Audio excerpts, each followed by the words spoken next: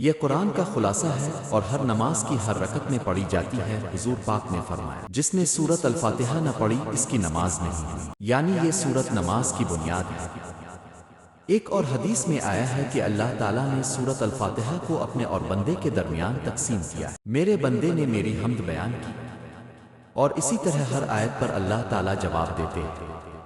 یہ سورت دراصل بندے اور رب کے درمیان ایک مکالمہ ہے۔ اسی کو شفا بھی کہا گیا ہے۔ ایک صحابی نے کسی قبیلے کے سردار پر سورۃ الفاتحہ پڑھ کر دم کیا، وہ صحت یاب ہو گیا۔ حضور پاک نے اس عمل کو درست قرار دیا اور فرمایا، سورۃ الفاتحہ تو شفا ہے۔ اس کی فضیلت یہ بھی ہے کہ یہ دعا اور عبادت دونوں کو جمع کرتی ہے۔ اس میں توحید ہے، حمد ہے، اللہ سے مدد مانگنا ہے، سیدھے راستے کی دعا ہے۔ گویا یہ سورت بندے کو اللہ کے قریب کرنے والی ہے۔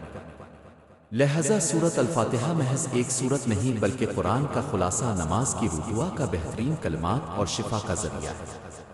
ہمیں چاہیے کہ ہم اس کو دل سے سمجھ کر پڑھیں تاکہ ہماری نمازیں اور دعائیں زیادہ بابرکت ہوں۔